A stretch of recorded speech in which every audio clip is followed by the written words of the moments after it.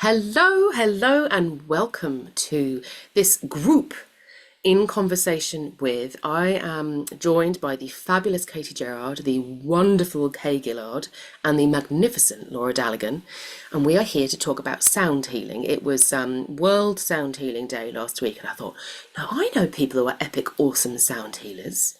We should get together. We should talk about sound healing because I want to know. I want to know how we each discovered our practices, how they formed, what our favourite practices are. So we're here to share a little bit of that with you here today. So for those of you who have not met me, I am Maggie Rose Cunningham, and we're going to come to me last. We're going to start with the lovely Katie. So Katie, I would love to know from you, how did you discover sound healing? Well, sound healing really for me is all about the runes. So I don't do a lot of healing work in general, although I do a lot more in terms of kind of my work now, but my day job that is. But I've worked with the runes for a long time, and there were specific runes that I would use for healing. So um those, I mean, there were a few. So one I would use a lot would be Suelo, which in some references they talk about it as being bandages. I tend to think of Suelo as being the ray of the sun. So I tend to think of it as being the sun's healing, and the way that the UV light can create vitamin D, which then helps the bones to set. And so I would use Suelo for kind of physical healing. I would use Bacana for more emotional healing. So Bacana I would use to, I guess right at the beginning I didn't see it this way, but now I see Bacana as soothing the nervous system. So Mm. Bacana is often talked about as the mother rune. You can use it to kind of calm babies. We can think of it as being a birthing rune sometimes as well. And I think that if you have the right kind of pitch, Bacana can work really closely with regulating the nervous system. So it's like that firm Mm. hug, that firm kind of soothing the nervous system via attachment, and that kind of parental strong attachment. And the last one I would use for healing would be Uruz, which is that big, strong energy push. So Yeah. bringing the energy that we sometimes need. Oh, I love that.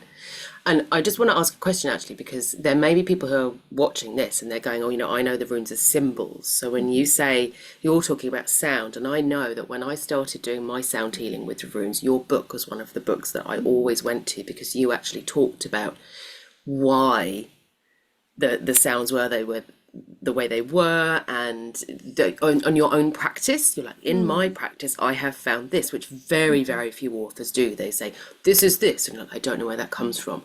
So first of all, I just want to say that your book is so Mhm. good for people who are thinking about that. But when we talk about sound healing and the Mm. runes, what can someone who's only ever seen a Mm. rune symbol, what can they expect from sound work with the runes? Mm. So the way I think about the runes is I think they're almost like gates for energy. So we can harness that energy either by drawing the shape, or we can harness it by chanting the runes voice. So I think about the runes as being, they're 24 little, I guess almost like little imps or little spirits. So you use that energy by, so you harness it with the voice, and when you chant that, you're almost kind of, you're channeling the energy of that rune. So um the way I use the runes, not everybody of course, but the way I use the runes is that I have, each one has its own voice. So that voice really channels that energy. So if you want to work with Bacana, Bacana is um it's a soothing sound, so you're bringing that soothing in. Mm. If you want to work with Hagalaz, you're screaming it. I always like have a big can't breathe every time I try and chant Hagalaz. My body is now rejecting it so much, and I think it's because it's rejecting this sense of damage. And I've kind of spent the last sort of 5 years or so doing a lot of healing myself, and a lot of finding my calmness. And my body now completely rejects every time I try and demonstrate Hagalaz. My body's like, no, do not do this. Love everything with love. So I can tell we're gonna have to meet another time, Katie, and joust Yeah. on Hagalaz as a healing rune. But also, Katie, your book, I always remember, and I've always keep this in my little self-defense back pocket. You always said, if you ever feel threatened, this was for years ago, it was like how long that book came out, 20, 15 years ago. And it was like, if you feel threatened in the street, you just shout, Thor is out. Like, even if no one knows what it means, anyone that's pursuing you will be like, this one's crazy. So I've always like, if I felt like I'm being followed in the street, I'm like going, Thor is yours. They were like, that's one to miss. Oh, thank you, Katie. You've given a really rich answer. Thank you so much. And so you for you, runes were first, and then sound healing came through that. So the sound healing comes through the runes. And I will use different runes rather than use different voices, but I will use RON quite a bit. That's kind of my go-to and I feel that's very watery, very very kind of neutralizing, very calming. So I will use RON a lot as well. Well, I'm going to ask you about that then when we come to our favourite practices. So hold that thought. And that's great. Thank you so much. So, Katie Gerard, we've heard from Kay. Kay Gillard, tell us, how did you discover sound healing? Yeah, it's interesting, isn't it? Because it goes further back than I think, always. I discovered it as a healing practice to use on someone's body as a practitioner about 18, 19 years ago here. It was part of my original training, so it must have been coming up on 20 years ago here in Glastonbury. It was part of the energy healing work that I was trained in doing.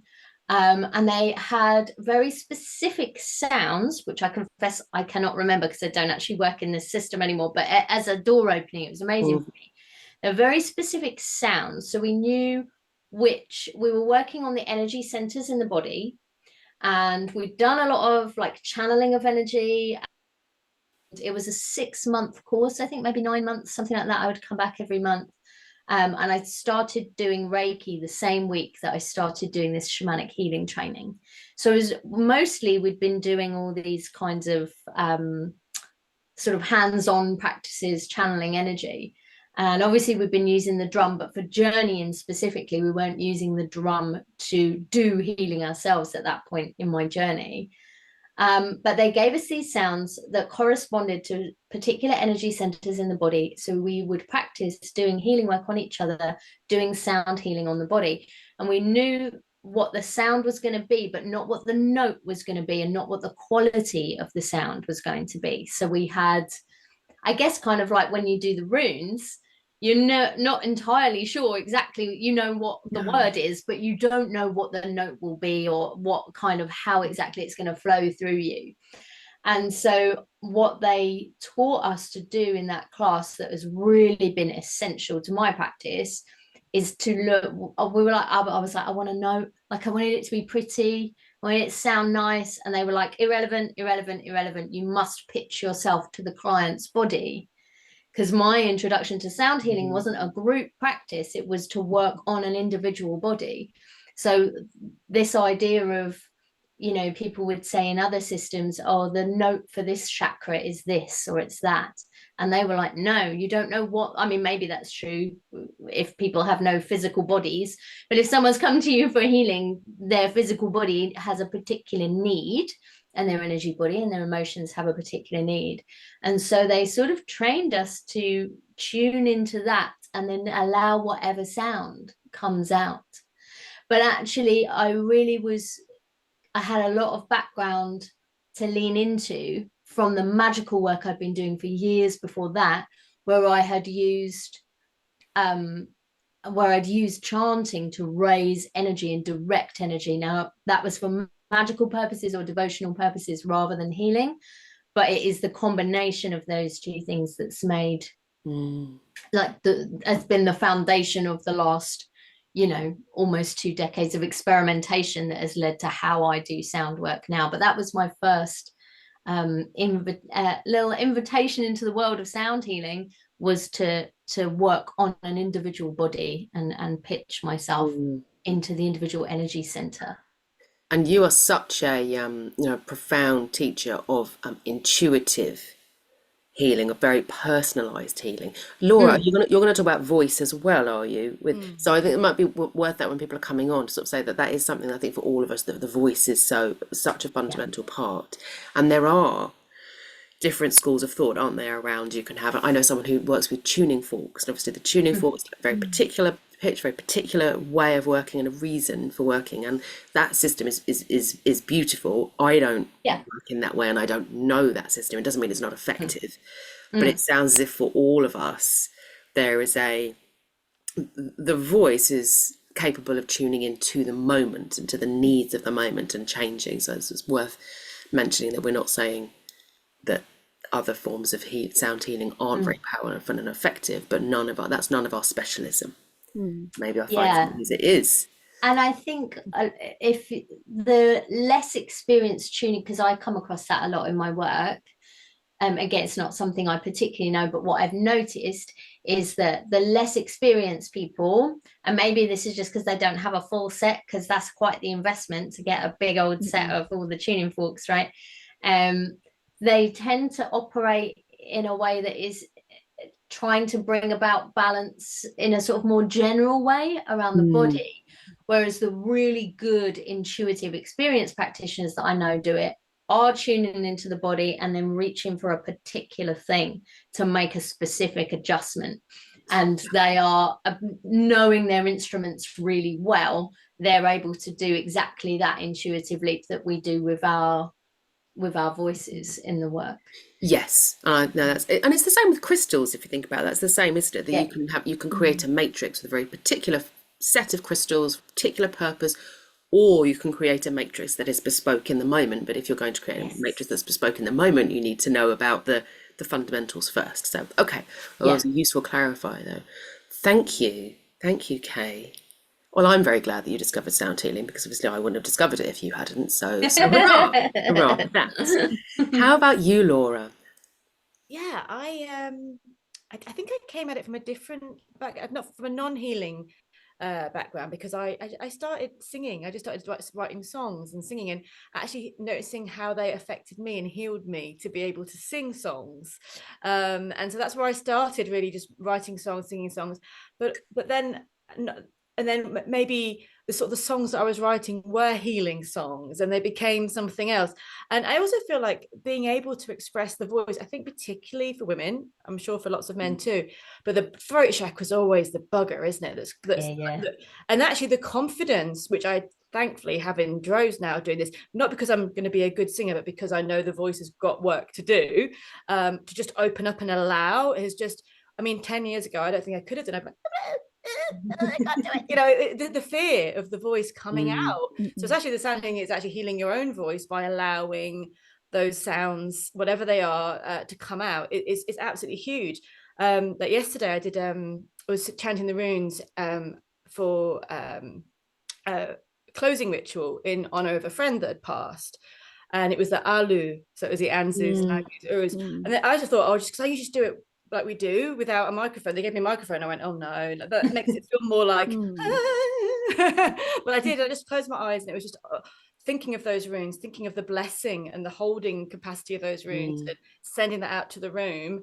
And it was, you know, it wasn't about being a pretty song. It was that honoring of the ceremony and of the person, of the space. So for me, it's been quite a leap to go from feeling like you have to sing nicely, or not being afraid to open up that voice, to actually be able to go, oh, this is what's needed right now. And I also I found that it came to me naturally through singing, because I sing to the land. I sing when because you know, I think it's a lovely way to communicate with the spirits of the land, where they're going, hiya. I mean, that's fine also, but just to go and find the energy of the land and sing to it at the way you're meeting it. I think it's a really beautiful way of healing that connection between you and the land. So these are the kind of the ways I've come into it. And then it's more about having that throat being allowed to open up. And when I've done healings with people with drums and with Reiki and healing, and thinking, if I make a noise, they're going to go, what are you doing that for? And having that confidence to go, I'm just going to sing this, you know, I'm just going to, and people go, oh, I loved it when you did that. I was like, oh, okay, this is. So it's more unblocking my own, getting out of my own way to be able to allow the voice that knows exactly what needs to be done to do that work. Oh, thank you, Laura. And I think there is something, isn't there? Like there's making sound, and then there's sound healing, and they're not the same. And that allowing yourself to be a channel for sound that's going to come out, and it might be ugly or it might be incredibly powerful. And it's something about that spirit-led song as well, that when you're offering as something, as you said, to someone very precious and important, and you want to do a good job because the people in the room need it, and it comes, doesn't it? But it's that there is a leap of trust there. Yeah. I'm going to cheat. I'm going to tell two stories, but I hope that they sort of blend them together. I didn't know what you were going to say, obviously, but I love the singing to the land piece. You know, it's a reminder that sound healing isn't just about someone being there in front of you and you offering healing in that way. It can be the land, or it can be for the ancestors, and so many different purposes. But that sense of finding your own voice is so important. It's really important for me in my work to help magical people to find their voice, and that's sung or spoken. So I realised when I thought about sound healing, and when did I first discover sound healing, that would have been when I was 11. And I was so shy, you know, I was so painfully shy and really quite invisible as a child. You know, I didn't just sat there in the middle of the pack being as small and invisible as possible. And I went to an audition by mistake. I think some of you might know this story. I was off sick, and then the music teacher came and said, oh, it's the auditions for the school play right now. And I was like, oh, you know, jumped up, went along to this audition. I was sitting there. And then one by one, people stood up and started to sing. And obviously, you know, I didn't swear because I was 11 at that point, but, you know, my inner emotions were swearing. And I realised I wasn't in the choir audition where everybody sings together. I was in the solos audition. And I was just like, this horror was growing on me as one by one, these people who I was petrified of, because these are all the extroverts in this, you know, these are all the popular children are all standing up and singing a song. And I was like, well, I know the song. I was like, so what's more embarrassing? Like just like sidling out, or just singing? And I thought, well, I'm just going to sing the song, and then hopefully no one will notice the middle of the pack. It will be fine. Stood up and I sang the song, and I felt the energy shift in that room in that moment. And I'd never, ever experienced that before in my life. And I saw the music teacher, you know, who had known me for 7 years at that point, and he did not know my name. And by the end of it, he was like, what's your name again? And I got the main part in the school play from doing that. And I realized that was the first time that I ever realized the power of my voice, and it was through singing. It wasn't through speaking, because I did not speak in front of people, no. And I still find it quite, you probably don't believe at this point, but if I'm in a room, I still find it quite difficult to speak. I get easier to sing. So I realized the power of sound healing at that point for self and for presence and for like being there. And I think that's so important for people, and particularly for energetically sensitive people. Very, very wise coach said to me about 2 years ago, when I still get on stage and my body shakes, and she said, Maggie, it's the energy channeling through your body, and it's when you speak, it doesn't have a big enough outlet. When you sing, it does. And I was like, oh, it's not nervousness at all. Just like, That's nope. great. I love It was, that. isn't that an amazing thing for someone to say? It made everything so much easier at that point. I was like, well, sometimes now when I'm asked to do a speech, I actually sing it. You know, people are like, well, you did that thing last year. Like everyone else stood up and they said talked about themselves, and you did a song. I was like, well, I might, but you know, it was fantastic. But in terms of sound healing, specifically, you know, that wasn't just my own personal healing, was when I'd worked with Kay and I'd learned about like sound healing and done all of the things, and we were running a workshop. We were running the healing voice workshops, and prior to running the healing voice workshops, I'd done one-to-one work with you, and we discovered our own individual power songs. And you lead people through the process of discovering their power song. It's amazing, absolutely wonderful. And I found my power song, and I thought, you know, I loved it, and I still use it to this day. Never forgotten it. It was so good, and it had little words in it that meant it was like one of those barbarous words that you think that doesn't mean anything. And I went and like the closest that I could come to finding what it meant was a Welsh river somewhere, and I was like, well, probably is that. And it wasn't until about 10 years later that I suddenly went, I was like, hold on a second. That song, that word is my birth runes.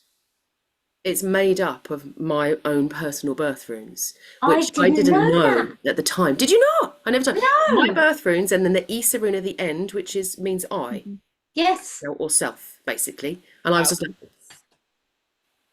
honestly, and at that moment I was converted. I was just like, well, you know, there you go. There I had it. At some point, you know, something. 10 years later, she converted. 10 years later, I converted and I went, oh, this sound healing thing might actually have some veracity. Might be real. Might actually be real, you know? And it, you know, and as like Kate has alluded to and Laura's alluded to, we can use the seed sounds. You know, there was the seed sounds that come from the runes. It wasn't each rune individually, it was their sounds blended together. So that was my story of how I discovered sound healing from the age of 11 to the age of I don't know how old I was when I suddenly clocked stupidness. It took me that long to work it out. Amazing. So yeah, so that is my my story. Now we've touched on it a little bit already, but we're going to go round and I'm going to ask you about your favourite sound healing practice. And I know, Katie, you mentioned the Arwen formula. You don't have to stick with that one if it's not your favourite sound healing practice, but we would love to hear what sound healing practice would you like to share? So it does have a little of the RON at the end, but it's not specifically RON based. So I've done a lot of work over the last few years on, you know, psychology and you know, helping people work with trauma, hypnosis, all of this stuff. And one of the big things that has helped me and helps my clients the most is something that's called polyvagal theory. So this is it's becoming, when you know, a couple of years ago when I first started learning about it, everyone just thought I was talking nonsense. So, you know, it really wasn't talked about at all, and everyone was like, what are you going on about? But now it's kind of starting to creep a little bit in and you hear it mentioned. But basically the idea of the polyvagal theory is that our nervous system is made up in three parts. So we have the shutdown or lizard part, which is, you know, when you have a shock or when somebody is grieving, they may be just numb. So they're wandering around, they're really shut down, they're not feeling anything, they're not really engaging in the world, they might be a bit dissociated. And this comes from kind of the, you know, how like a mouse will just pretend to be dead. It's the I've given up stage. And then a level up, you have the fight or flight. So this is where the nervous system is really activated, and it's basically kind of reacting to everything all the time. So you're always on kind of high alert. And then so that's kind of the mammal brain, as it were, or the kind of monkey brain. And then when you move up a level, you've got the social. And actually humans have evolved to recognize that we feel safer when we're in a gang. So having people makes us feel safe. Being part of a community, being part of a family, being part of, even if it's just like a little kind of couple, you feel safer being social. But you can't be social while you're still activated, and you can't be social while you're still in shutdown. And we tend to have a natural state that we keep coming back to. So the nervous system is designed to move in and out of these states, and it does, and it always will. But most of us will come back to like social all the time. But for some people, their natural state becomes heightened, and for some people their natural state becomes kind of right at the bottom. And when you, so the nerve that connects the whole of the nervous system is the vagus nerve, which is like where the whole polyvagal thing comes from, and that really interestingly follows the chakras. So the nervous system, we see it in the stomach. So your stomach is affected when you're either shut down, or you don't digest your food properly when you're not feeling safe. Your heart, your lungs, your breathing will, your heart rate will speed up, your breathing will speed up, your throat, your ears, the hypervigilance. Weirdly enough, this part kind of between your eyebrows is another point on the thing, which, remember, we, when we're all, so that for me, one of the biggest things that I recognized was that this follows the chakras. And some people also say that the pelvic floor is part of that vagus nerve as well. So that whole, literally kind of peeing yourself when you're really in danger. So we can use the sound chants through the chakras. So one of the things I do with people is I work through relaxing through these points of the vagus nerve, which really interestingly match up perfectly with the chakras, right to the third eye, right to there. So one of the things that we recognize as part of polyvagal theory is that one way to reset and calm your vagus nerve is to chant. So if you think about all the religions in history, every single religion has some level of chanting associated with it. So this chanting and singing is part of creating that social connection, but it's part of regulating that vagus nerve. So for me, the biggest takeaway for sound healing has been that singing is really good for you, but chanting is even better. And if I can, so a lot of my clients come to me and they have high anxiety, or they're numb, they're really stuck, their nervous system is not working properly.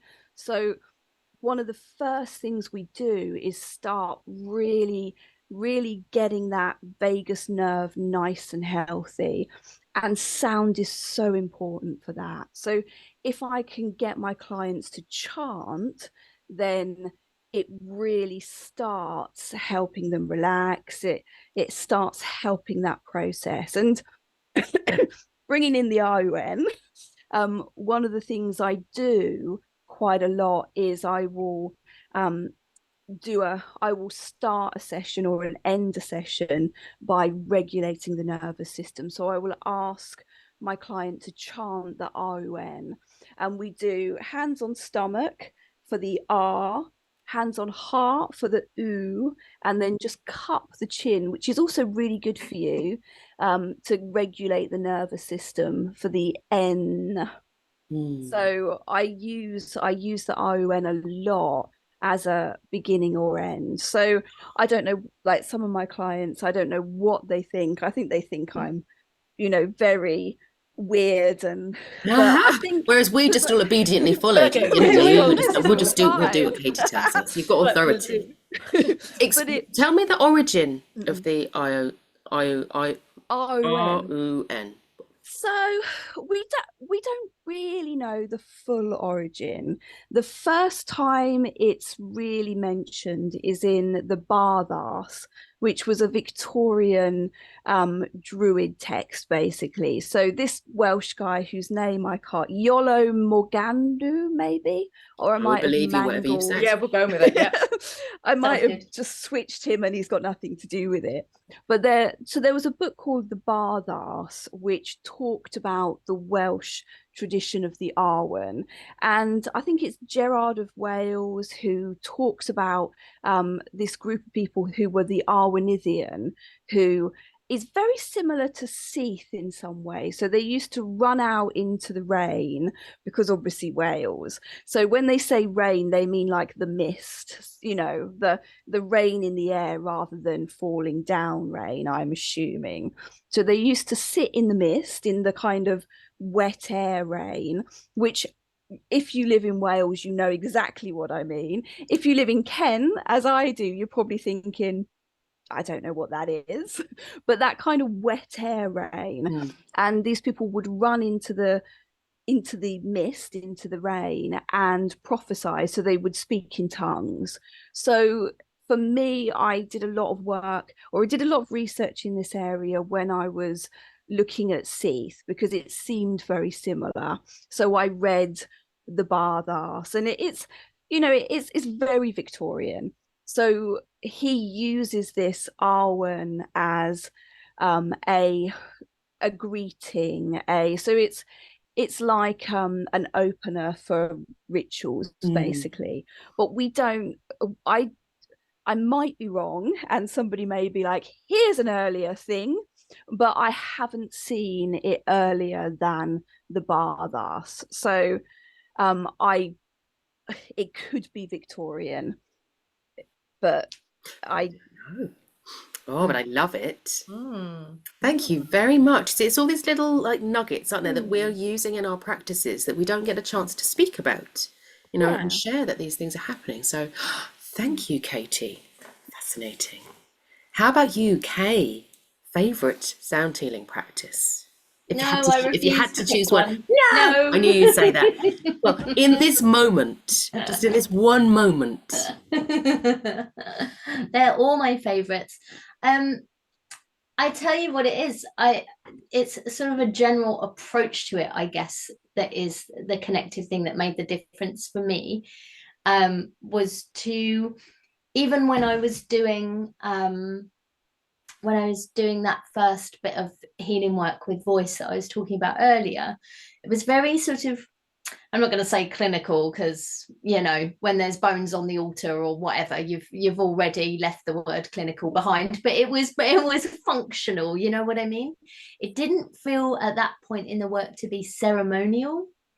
And what really brought in the magical work that I was doing was always very ceremonial, and bringing that energy to using song and chant is my favorite way to make it powerful. It's my favorite way to kind of amplify it, to turn it into a sacred thing, because it is good for us to sing. Just sitting down and singing a song will make you feel better, whether you're an excellent singer or not, it doesn't matter. The act of singing, it does calm the body. It's something that I do to calm myself. But my favorite thing to do is to make that into a ceremonial thing. And when you were speaking about being like it's easier to sing it, I had this massive flashback of an ayahuasca ceremony that I did many years ago, and there was something going on in my body that was kind of weaving together different parts of myself, and they were passing around like a little talking stick thing. My whole internal body was vibrating, as your coach would say, because of this huge thing. And I was like, I'm not going to be able to speak because the whole inside of my body is vibrating. And so what am I going to do when they hand me the stick? But I could hear a song in my head. And this is what happens in shamanic journey work. It's what happens when we do the power song work. It's what happens when we're doing intuitive singing together as a community. It's what happens. You get the sound of it comes to you. And so I could hear this song, and I thought, I'm going to have to sing this song.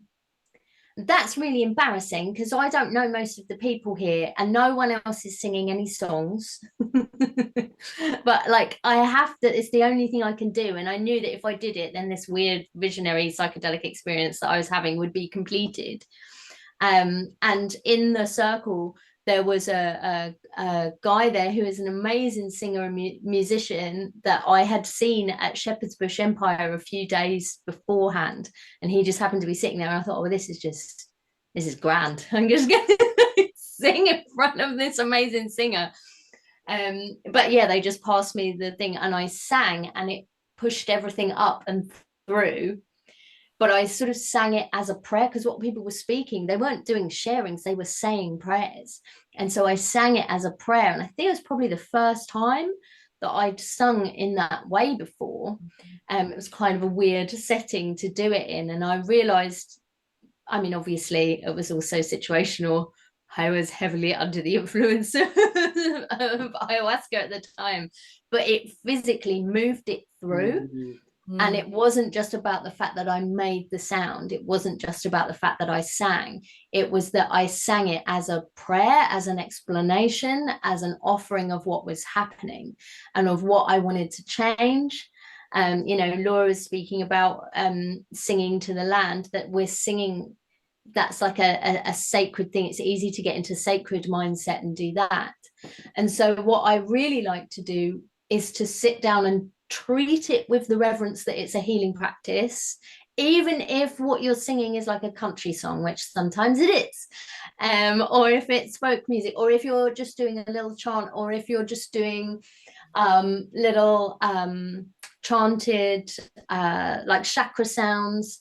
If you're trying to kind of, I don't have an issue with just singing to move things through the body because it works. But if I sit down, go, actually, I'm not going to sing this here in the kitchen. I'm going to go into my temple room. I'm going to light a candle and sit by the altar and I'm going to sing. And sometimes that is just singing music. It's not, but it's done in a way that almost makes it into a prayer. And that's what kind of makes the difference for me, acknowledging singing or chanting, even intuitive toning, as sacred practice, elevates it into a divine communion, into an acknowledged healing practice. And one of my favorite things to do with groups, because I do a lot of intuitive singing one-to-one with people, and I love to do community singing, get everybody intuitively singing together. But one of my favorite things to do with groups is to sing people's names. And that is such a powerful thing to do, to ground people back in their bodies, kind of singing people's names, like having people sing it to you.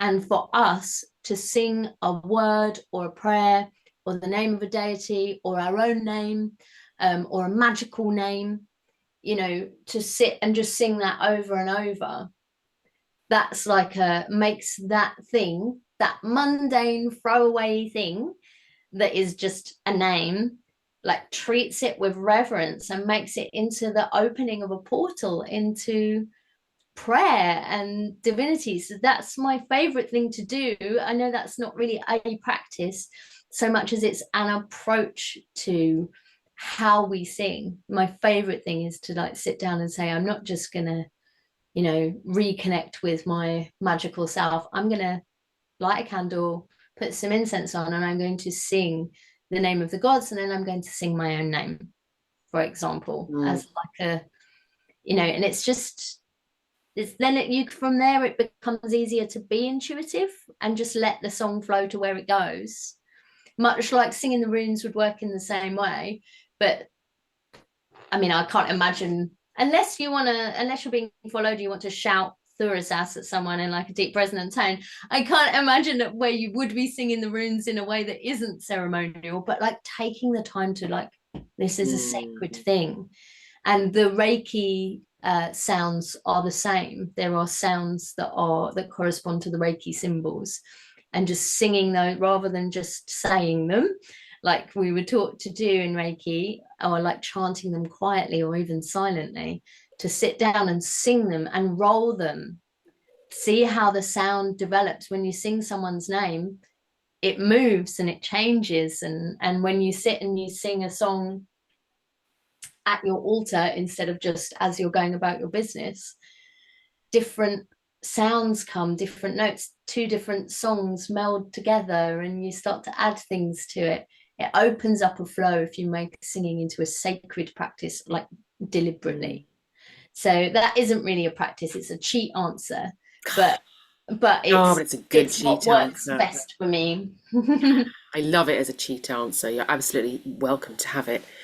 I was really privileged actually just this very weekend to witness somebody having her name sung, not just to her but sort of into her body, and it was so profoundly beautiful. It was so beautiful, and I think that you're right. I think that there is something that we can attach so much negative meaning to, or like bland meaning, or blah blah blah meaning, to our names, to have that become something sacred that sound pours through is so healing.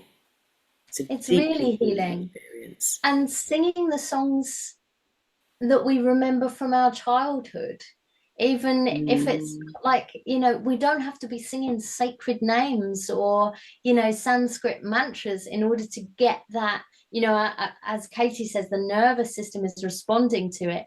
And if we are acknowledging that, I need to move some energy here, I'm just going to sit down, I'm going to put some music on or not, get my guitar up, whatever, and just sing. There's something about it doesn't have to be a sacred thing. It's really is open to everybody, and everybody's body responds to it. And everybody gets that amplified thing if they do it with intentionality to make it divine. Yeah, no, I would agree. I remember when my littlest one, he's very sensitive, I used to sing like nursery rhymes to him. And there were some that I loved, the ones that I really loved, and I would pour my soul into them. That he couldn't bet he would start crying when I sang them because they were I think they were too big for him. And now I can sing them to him, but when he was small, I couldn't, because energetically there was too much in them. And it took me a while to realize. I was like, why doesn't he like the song? And I no, you've got to remember that it might be a lullaby or a nursery rhyme or something like that, but if you sing it with power in it, it moves the air and it moves the energy. And a small child can be very, very sensitive to that and not need that in that moment. So I think you're absolutely right.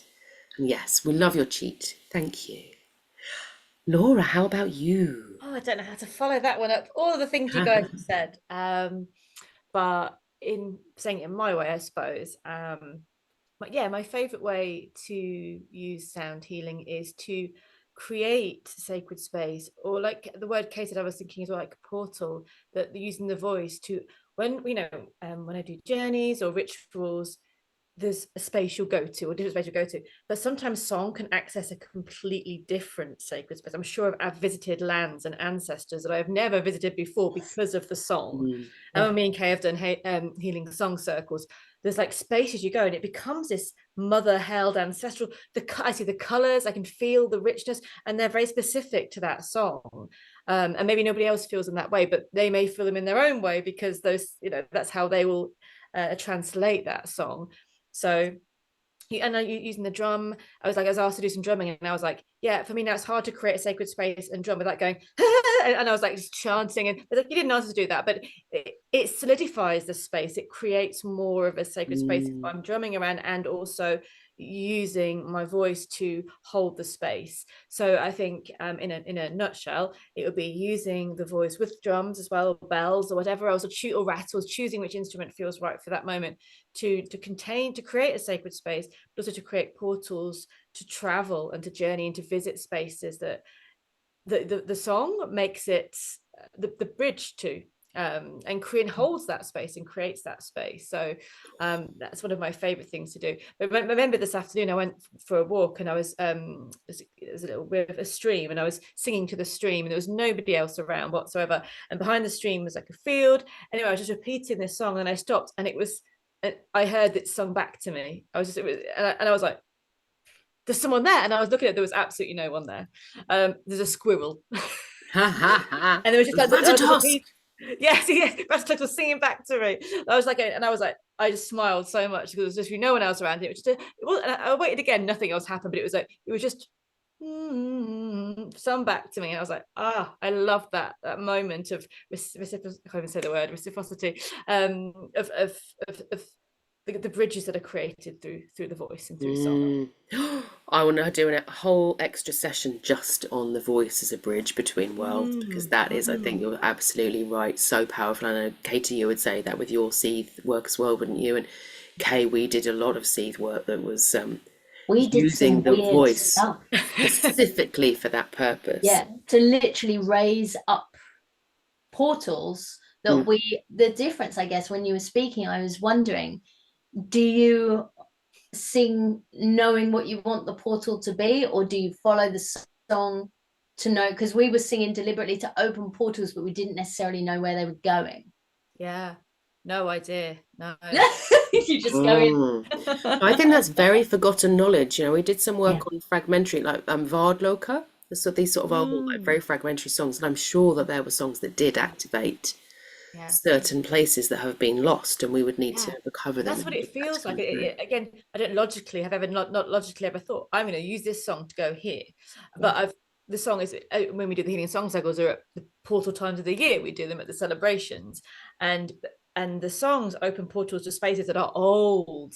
So maybe they're just using the voice at that time to reactivate those portals, because they're not new, but they're very sacred old places that have scents and colours and full body experiences that, you say, is a forgotten arts.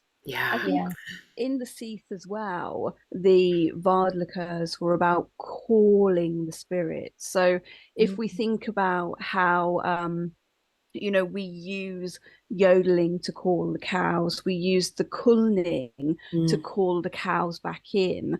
I think it's also about bringing the spirits to you. It's about bringing them in. It's like, so having that sound that carries across portals, across worlds, because obviously, in the Norse, the dead live in one place, or they live in lots of different places. The places in Odin's hall and in Freya's hall, and so you're calling to those spirits. And I think also it's about waking. So part of the singing is about waking the seer. So you're waking the person who is going to be able to give you the information, and that's what you're attempting to do. So it's very important in the Seethe. Very important. And when you're being the seer, you're responding to it. But when you're the singer, what I find when I'm the singer in those kind of rituals and in healing work, just on individual people and in my own space, the quality of the voice changes, and you realize you've moved. Okay, I went into portal opening mode, but now my voice has changed and it's started to carry differently. So now I know I'm calling. And it's actually very little to do with the quality of your own voice. Like some of my healing song stuff, it's quite high, but I am an alto, and so and I couldn't necessarily reach those notes deliberately, but as a channel, as Maggie was saying earlier, when you're being the channel for the work, the voice takes on a different quality. All those different bits that you were just speaking about, Katie and Seethe, you feel that as a singer, that you've clicked into a different part of the voice, but it happens automatically. It must be a natural knowledge. No one taught us to do, no one said, okay, now you're opening, now you're calling, now you're waking. And like the people on this call probably know more about this than any assembled call that I could put together to talk about this, especially when we're talking about, if I needed to find 4 people to sit and talk about singing to open portals, which I know was not what we said we were going to be talking about. And I am going to bring us to a close on this time. Well, we're going to be reconvening, I can guarantee you. We will be. But no one ever taught us that those were the bits that we were doing with our voice, but you can feel as the singer. And when you're healing, when you're singing and you're calling something back for someone, and when you're soothing them, and when you're sealing the body up, your voice, your body as that instrument, if you develop it, and you can develop it by just walking and singing to the land, like Laura was saying, and I have had the land sing back to me too. I think the land wants to be sung to more often than it is. But as we do that, we build an instrument that then we can tune our ear to it a little bit and notice that it's doing these different things. It's fascinating stuff. And it's sort of that place of going, yes, in this space we have years and years and years worth of dedicated practice, you know, that, and experimenting, you know, to that then means that we can have a conversation like this and go, oh yes, there is a difference between calling in or moving out or shoring up or whatever it is that you need to do in that moment, calling your seer back when they've gone a little bit further than they should. You know, all of those things, they're different, aren't they? And not me or Katie doing that. No, not at all, not at all. As you might be able to tell, I was normally the space holder in these types of scenarios, bringing people back when they decided to go somewhere unwise.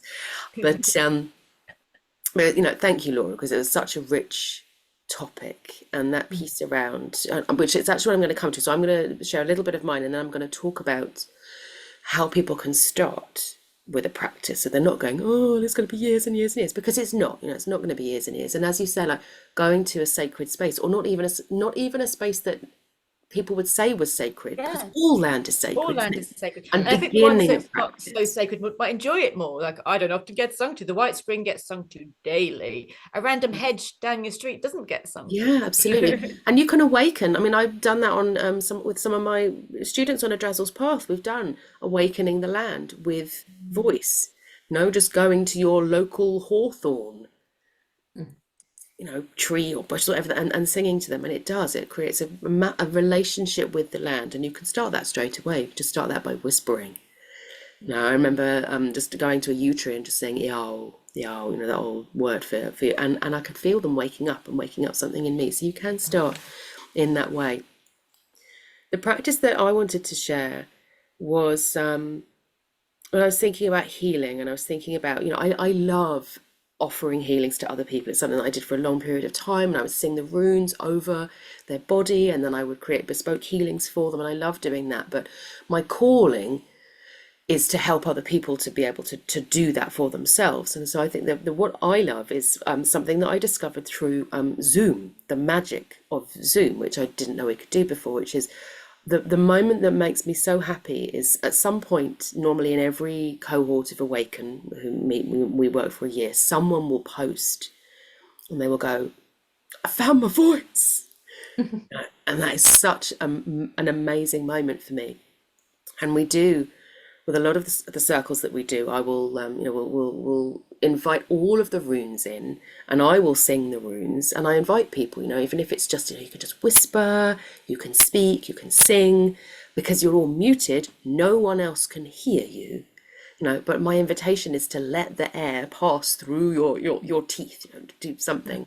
And then as we progress, people will do partner work. They might do work where we're working with just one rune, and again, I'm singing and they can only hear me, but everyone in the group is singing their runes, but they can do it as loudly as they want to. And it is a profoundly healing experience. You know, when suddenly someone locks in, maybe they do lock into the Hagalaz rune and they go, whoa, the noise that just came out of me, I didn't know I was that powerful. I had no idea that was going to come out of me.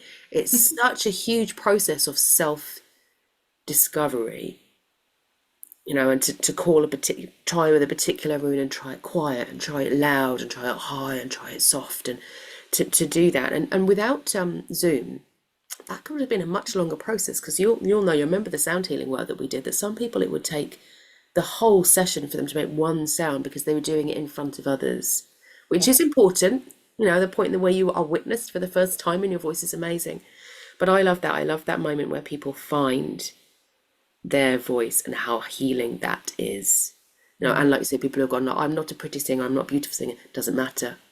It just doesn't matter. You know? So that was the piece that I wanted to share. And we're going to complete our round by talking about, you know, how someone would start, which is why I was sort of saying to Laura, obviously, you know, with your piece, that's really helpful. So for me, if anyone's thinking about, I'd like to start with the runes, well, there's 24 of them, where do I start, what do I do, I would just say choose one. And if you want it to be a personal rune, you can either choose two recommendations. One would be you can do the rune that is at the beginning of your name.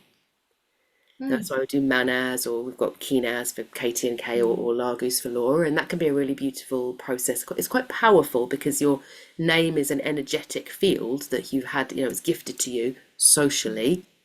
You know, it was part of that process of belonging, you know, so you can sing that to reclaim that a little bit and to say, okay, am I comfortable with that? Do I like that? Maybe I don't want to be called Maggie, maybe I want to be called Joe. So I'm going to go with the Yarra rune and sing that. Kay is just laughing hilariously. It's ridiculous. Joe, so where did that come from? But if you want to be Joe, I will honour you. I don't want to be Joe. But thank you. I appreciate it. But you know, there's a naming. There's a naming that can be important. If people know their sun rune, that's the one I would go to for the inside healing. So the outside healing, if you're feeling like I'm not confident in social settings, I want to, you know, learn that and feel like present, then singing the runes in your name, or the first rune in your name, can be very, very powerful because it brings in that raw energy of sound. But if you want to do personal, like heartfelt, reaching into your essence, then I go with your sun rune. And if people don't know what their sun rune is, they can go to my website and find out about their sun rune. And it's a really lovely way of starting a sound healing practice. So I'm going to go around everyone else and say, what would be your top tip for where to start with a sound healing practice before we finish? So Katie, what would be your recommended place to start?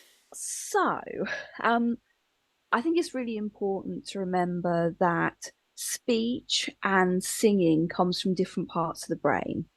So when we talk, we're using one part of the brain. When we sing, we're using another part of the brain. So when you use sound, particularly wordless sound, you are accessing feelings more than the frontal cortex logic stuff. So if you want to really start working with sound, one way is to use sound to bring out your emotion. So I'm a bit alexithymic, which basically means that I'm not great at recognizing what emotion I'm feeling. I know I'm feeling something, but I don't know what that is a lot of the time. So for me to recognize an emotion, sometimes if I can feel it on my body, so I will be, where is this feeling more? So am I feeling it in my stomach? Am I feeling it in my head? Where is this? And then drawing it out of you with sound. So when you draw it out, you're able to hear it and you go, oh, that sounds a bit sad. Oh, it must be sad. Why am I sad? Or like, oh, that sounded a bit angry there. Oh, so I'm experiencing anger. So when you can draw something out, then you're able to experience it as separate to you, which makes it much easier to recognize. So a great way to start is literally by going, I am taking what's inside outside. So if you want to, because for me, sound is about creating a shift. So if I want to be using sound, I want to be showing you what's inside me with that sound. So one way is to go, here's an emotion I'm feeling. Here is the sound that emotion is. And that's a really great way of just using, you know, very simple steps. And then you can get on to, I am giving you my energy with sound. I am showing compassion with sound. That's so those little steps, and just taking what's inside and, you know, really visualize it being drawn out your mouth, you know, draw it out, and then see how the energy changes in the room. So using sound to really change the energy. Oh, thank you, Katie. Again, there's a whole extra topic there. I love the idea. It's almost like the breath, where you can have it in the mind and it stays stuck in the mind, or you can breathe it out, and then only then can you receive it back and actually know what it really is. And I really love that. And I think there's also something there for me about, often we can be very empathic, we can be very receiving what's going on, and not realize that we have the power in our bodies, not in our minds, to go, I want to change this situation right now. You can't do it that way, can you? Have to do it with the body, that you can transmute and then send a different energy out to change the space, which is a whole new thing around voice magic. Another topic, leave that there. Yes. Thank you, because that's very powerful. Thank you. Kay, how about you? I think what I would really like people to do if they want to start, because if people want to start, they say, well, I'll choose a sound, like quite often Laura and I start with the R sound when we bring people into our healing song circles to help them kind of open up a bit. So if you haven't got like a mantra or a song or a sound or a word that you want to work with, starting with R is a really nice place to start. I think what I really always encourage people to do, because it helps us, it's a sort of a similar thing to what Katie's saying, like we've taken something and acknowledge it as being really bodily, and with the voice, I want people to acknowledge it as energy work, as like an actual living thing that we're doing, like a manifest thing. It isn't music, it isn't song. So what I would encourage people to do is to chant or sing or use a mantra or a word or whatever it is, and keep going, like a roll. I call it like a rolling mantra. And if you have a group of people that will sit and do this with you, that is even better, because then you can get that sort of layered thing. But a really good way to connect to how energy can move if we get into the flow of it is to start with the R sound or the mantra, that you like to work with, or the power word or magical word or your name or whatever. But instead of just going, like, I'm doing it. But what if instead of doing that, you really felt into, okay, where does that want to go? And start to do that listening thing that happens. You can hear the change of notes and the additional notes, the different harmonies that come in. You can hear that in your head. So if you have a group of people who are game to do that with you, then that's really fun. But by yourself, to develop your voice and start to learn how, like, one simple word or one simple mantra can really change energy, make you feel different, make the room feel different. Go with that and just be willing to experiment. Go with R and make it longer, make it deeper, make it come from a different part of your body. And then if you hear that higher harmony, take your voice up there. It doesn't matter if it doesn't sound good. If it doesn't matter, even if there is anyone who can hear it, it doesn't matter. And just, that kind of allowing the energy to flow through your voice, letting it roll, letting it go up and down, letting it be long or short, let it be guttural if it needs to, and feel the qualities of that, what it shows you. And you can do it with just a simple R sound, or with a short mantra, or any power word or little chant that but instead of just going, I don't know, I can't think of air I am, fire I am, water, earth, or spirit I am, you can just do that and it can become the dreaded pagan dirge. Or you can no, but do it and see what notes come to you.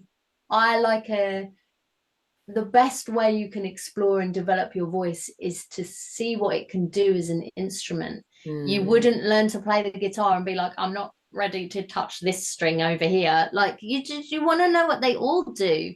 So give sort of a bit of depth and a bit of exploration and have fun with it. And if there are people that can do that with you, it's even better in a group. But by yourself, you start to go, whoa, actually, I didn't know my voice could be that deep, because it's energy work. Your voice isn't necessarily going to operate in a register that you're used to working in. So I would encourage people to play with a simple mantra or a simple chant and just be willing to say, there are no wrong notes here. I'm just going to follow my intuition. The power of play. Yeah. You're absolutely right. And again, we're not going to do a whole live on the pagan dirge, but I think we all felt it when you said that. Yeah. You've all been in halls, in places you know. I am. It's a rite of passage. It's a rite of passage that we all have to go through. Yeah. Oh, thank you. So yes, playing, feeling the range, letting your voice lead you. How about you, Laura? Yeah, I think I'll just say maybe what we've said already about the just greeting. If you don't feel comfortable going outside and singing, because you may feel like, oh my God, Sheila from down the road is going to hear me and they're going to think that I'm going crazy singing to this tree. So, I mean, I'd do it anyway, but even just a gentle hum, you can go and find your place in nature, your walk, and just start allowing the notes to flow. And even if you go, oh, I don't know what I'm doing, just do anything, just go and then just let just let the land change, like play, like Kay was saying, let it play. It's not a series. No one's going to go, the tree isn't going to go, I can't believe you hit that note wrong. We're not going to talk again. Well, some trees might, so just pick your trees. Yeah. But, no, I am joking, but it is just saying, just find that, just allow your voice to flow with whatever bit of nature. So a stream is quite easy because the stream flows. If it's a tree, it's acknowledging the depth and the roots or the playfulness of that tree, or if it's a sacred stone.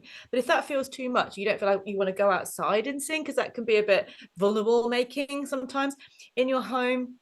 Maybe think of someone or something that you really genuinely love, like your cat, you know, or a lover, or something, or even something you can't express your feelings to properly, maybe, because as we say, song shifts the energy. So if you've got these things going around going, oh, I really like this person, but I don't know if they like me and I can't, sing it. Just make a song, not about them liking you, or just what song would be good for that. What do they represent to you? What is your cat, the essence of the cat? And sing that. And it's such an honorable and beautiful thing to do, to find the essence of the feeling or the person or the cat and go, this is what you are to me at this time. It might change tomorrow, but you could just find that sense of this connection, that bridge, just through finding something you really feel love for, and allow that song. It's gonna be bigger than you. You're not going to go like, oh, what that, it's something that's bigger than you. It's this feeling you have for something you truly love, and allow it to come into a song. And that's a beautiful and honorable thing to do. And it's in your own homes. So do that for the trees, do it for nature, but you can also play with that with something that you really care about as well.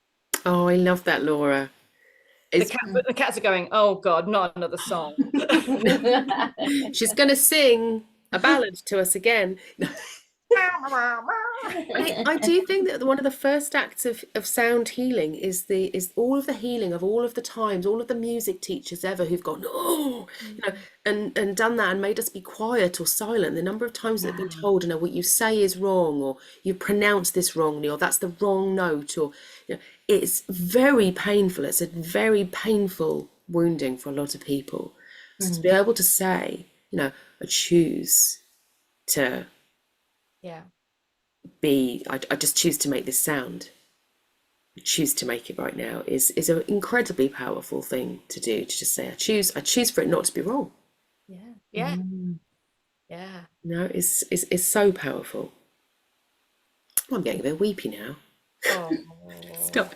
So before we close, it might be useful for people to just know, if they're interested in what we've been talking about, how they can learn more, where they can get in contact. We can put it on the video that comes out as well. So if anyone is interested in working with the runes for sound, then with me, I would recommend going and looking up my Awaken program. That's where the most of the sound work happens. You can go and do birth runes and all sorts of things, but I definitely recommend looking at Awaken for me. So you just go to www.meganrose.com. and look up Awaken. So that is me. How about you, Katie? If people want to come and work with you, how might they do that? So my main website is HeidMind.com. So it's HeidMind.com, and that changes depending on what I'm putting up there, but usually you'll pretty much always be able to find links to my other website. So I have one where I do like Seath work and stuff. So basically I don't do Seath for people. I teach Seath, and I have kind of a I guess a mentoring service. So often people don't want to learn Seath as a group, or they may have some questions. So I have you can just book an hour and have a conversation, or like a teaching session. And then my hypnotherapy is also on there as well. So the work with the nervous system and the resetting the vagus nerve, and that you'll find on there. That's lovely. Thank you, Katie. Thank you. So that's the Heath Mind is the main one, and then they can find it from there. Hide. Apologies. HEID. Hide Mind. Hide Mind. And Kay, how about you? You can find me on kaygillard.com. There is a section about healings. If people want to book sound healings with me, they can do that if they are in or near to Glastonbury for that sort of personal intuitive singing. But I do remote soul retrieval work, and then what I do is I kind of record for them some singing and some messages over like a sound healing track that they then get as a follow-up. So I do a lot of remote working through that and through my mentoring stuff that tends to involve me singing and drumming over Zoom quite a lot, which is quite fun. There is also a healing songs page on my website. So you can see there's some free songs on there that are just chants and stuff, sound baths really for people to have a play with and see if they like it. And there's a teaching page there as well. I've got a Reiki sound healing weekend coming up in April for Reiki 2 and above with drums and singing, which is quite fun. But that's all there. And on the healing songs page, you can also find a little link to the Glastonbury Healing Song Circles that Laura and I do together. And you can find that on Laura's website too, I'm sure. But if people want to come and just have like a little dip their toe in, we do regular healing song circles on the Sabbaths, Laura and I here in Glastonbury. Yeah, fabulous. So kaygillard.com is where all that stuff is, and kaygillard.com. the songs or the teachings or the healings. And we don't want to overplay our healing song circles, but a deaf man did hear in them. So, we don't want to make it like we change the world or anything, but sounds like you did. Yeah. Well, I mean, we don't want to keep bringing that up or anything, but we bring it up every time there's someone new in the room and go, so do you know what happened with this one guy? That was amazing. It was quite brilliant. So everyone gets to hear about that. So if you come to Healing Songs, you get to hear about that too. And if people want to come and do all sorts of Uber things with you, Laura, how do they find out how they can do that? Yeah, lauradalligan.com, and you can see my art sites in there from there as well. I do readings and courses. I'm starting this month dragon journeys, which does involve questing with the land, and relationship with the land is a big part of that. But again, if you can't physically go outside, it doesn't matter. It could be your own land where you are right at this moment. But as a part of this journey with the dragons, it feels really important to be reawakening and re-enchanting our connection with the land. So that's a big part of that, and using the voice very much can be a part of that as well. And then I'm also running my fairy awakening course as well, which I'm recreating because of the land I'm in at the moment.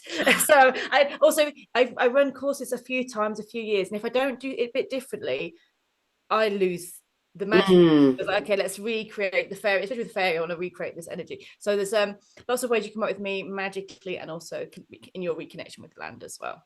Oh, thank you so much. It's been lovely, and I've written down this whole list of things. Like, I must gather this group together again to talk all other things, sound and voice and portals and magic. So this will not be the last that you see of us, but thank you everyone who has joined us, and we look forward to seeing you again very soon in the future. Thank you very much. Thank you.